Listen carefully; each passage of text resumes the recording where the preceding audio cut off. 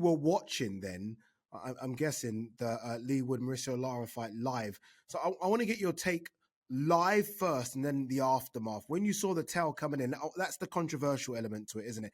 Isn't controversial now, but then it was. What was your take when the tail got thrown in then, immediately, watching it? Did you think, yes, right decision? What was your absolutely right? I mean, there's some very big voices. One of your pals from DAZN, Tony Bellew, not agreeing. Some very big voices talking about Ben Davison should have kept Lee Wood in there. There were like 10, 12 seconds left to go. My immediate reaction was, why isn't Lara in the neutral corner? One. Yes. And then he was just behind the referee trying to pull the referee out of the way. And you can't blame it. But the referee should have stopped him, pushed him back to the neutral corner again. And the round probably would have been over. But the towel came in. I thought, yes. He looked on wobbly legs. He couldn't raise his hands, by the way, properly. Yeah. He didn't know where he was. Lara's a vicious puncher. I know we're going to get into the fight in a little bit. I've got a lot to say about it. Tremendous fight. They really delivered. Pinpoint, yes. Live to fight another day. Maybe invoke the rematch clause.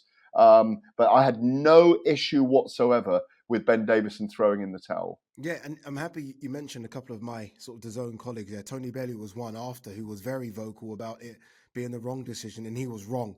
And I think he's admitted it now as well. I think Nick Pete from Fight Disciples hasn't admitted it yet, but I think he on Twitter was like, that was wrong as well.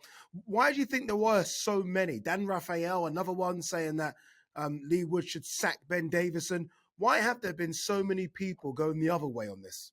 Well, there's two levels here. I mean, in the last few months, there's been a kind of a lot of hate peddling towards Ben Davison that's totally undeserved.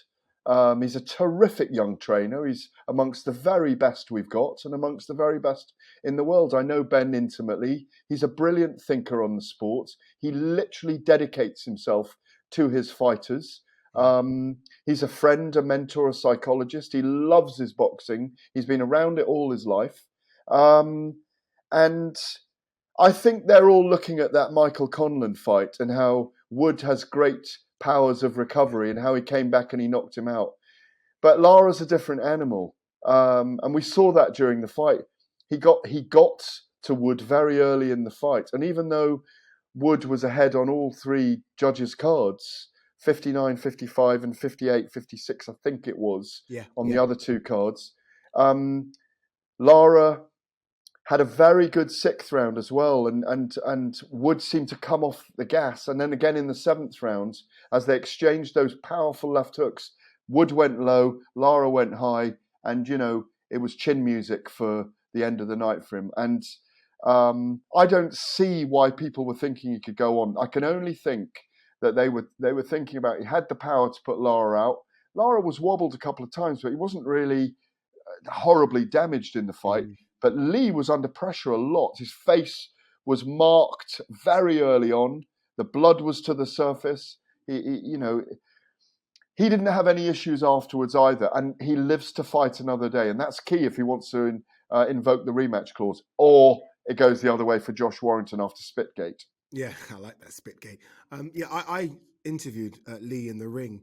So that would have been probably 15 minutes or so after Ben Davison threw in the towel. And I could see, and I hate doing those interviews, but you've got to do them. And I could see that he was still concussed. Yeah. I could see it. The answers were a bit slower.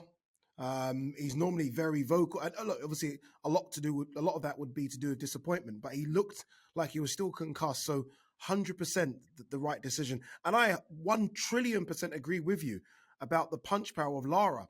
Like he had Lee wobbled in the second round. And Lee landed some shots and they seemed to bounce off Lara's chin.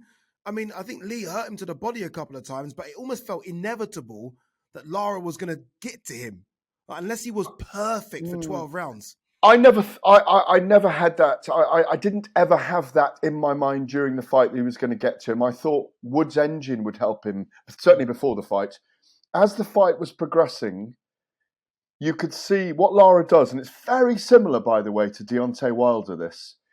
If you are light on your feet and elusive and you move away from Wilder's hooks, he almost throws himself over with the power he puts into them. And we saw that from Lara maybe 4, 5, 6 times during the fight. He's putting everything in, literally throwing the torque of his TORQUE of his entire body into those punches. And I do feel the battery was draining a bit from Lee. And honestly, I hate the thought now in my head of Bell going for the 8th round and him taking 10, 12 power punches, trying to get through the round, fighting back. Because I didn't really see a moment in the fight. He was being beaten in some of the rounds, but I didn't see a moment in the fight when Lara was... He took time off and he regathered himself, but he wasn't being beaten up by Lee in that fight. Yeah.